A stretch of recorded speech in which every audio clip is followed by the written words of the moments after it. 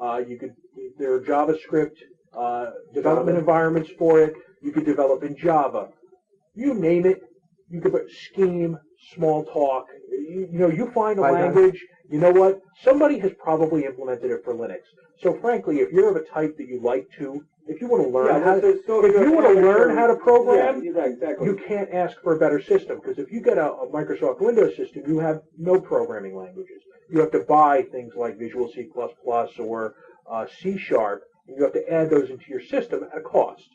And you have to go through their functions and through their absolutely, obtuse sometimes. Now isn't that where some of the problems are created because of proprietary software like and APIs and stuff on Microsoft Visual Studio?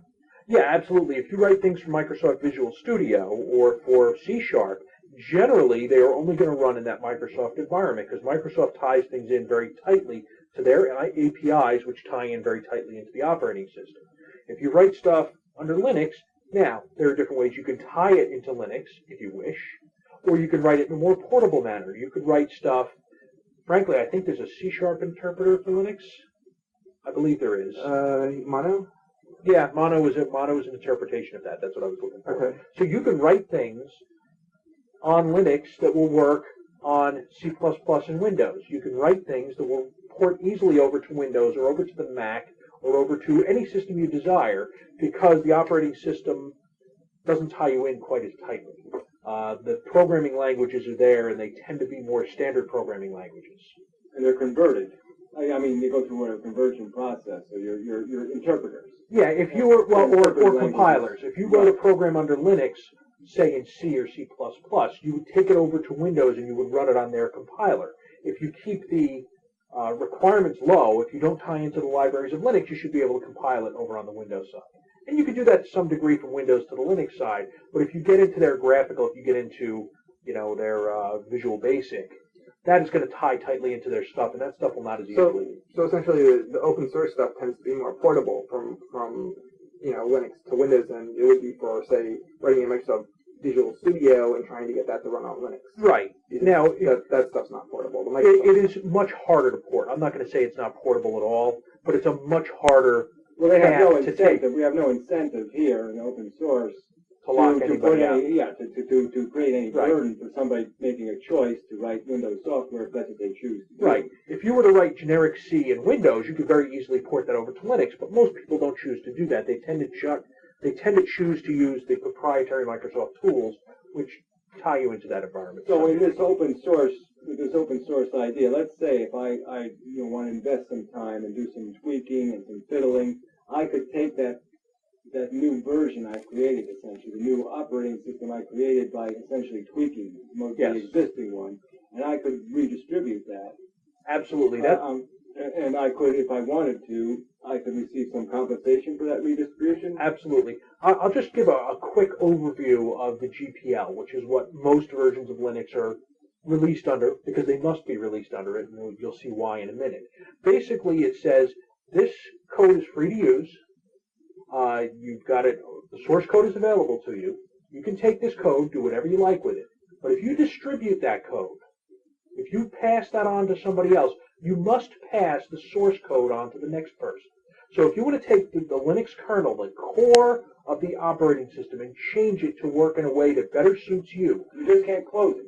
You can't if you distribute it. Right. If you say, I want to tweak the operating system to do what I want, and I don't ever want to show anybody else, you don't have to. Sit there, use it on your machine, in your tweak format forever. But if I decide to give it to you, then I have to give you the source code so that you then have the same rights to modify that source code that I had. And that they can modify your tweaks. They can modify my tweaks. They can undo locked somewhere where somebody else can't do the same thing that you did to the operating system. Right. You're basically saying, okay, because I did it, I'm going to expect that somebody might do the same thing to me. Right. They can undo some parts of it. Right. And that's the new public license. It basically says you can use this code for whatever you like, but if you redistribute it, you must pass it on with all the rights that you were given. Right, you can add value, you just can't take away any value. Right, and you can always sell it for as much as you like. Now, of course, if I take Sabayon Linux and I call it Sabe Bob Linux, Okay, and then I try to sell it for $1 million, somebody's going to go, hey, I could just go download this for free from the same place you got it from.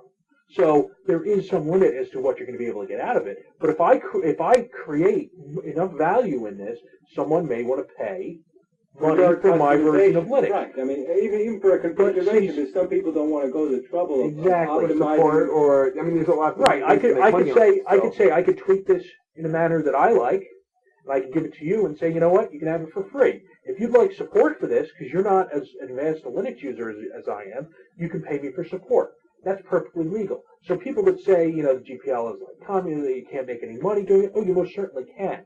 You just cannot lock the code up. I can sell you the code. You have to add some legitimate value that has an actual market value. You don't even need to really. You just have to pass on those rights to the next person. So if I sell it to you for $100, and you go, hey, this is the exact same one I downloaded off the website. I was just assuming you were being honest. I'm just saying, as an honest, you can make an honest dollar. It could still be honest off of what you've done. There are companies that take the distributions exactly as they come from their distributors, and they press them on CDs and they sell them for a very low price. There are companies like cheaplights.com. So for $2 or $3, you can get a copy on a disc. So if you wanted to try Linux and you don't have access to a fast internet connection, right. You can call these guys up. You're still getting value. You're getting it printed for you. You're getting a copy. You're getting a copy on a disc, and if it doesn't work, you can say, "Hey, send me another one," and they will. But that's they haven't added anything to the software at all. But what they've done was they've given you everything they were given, so that if you wanted to change it, you've got the keys to do all of that.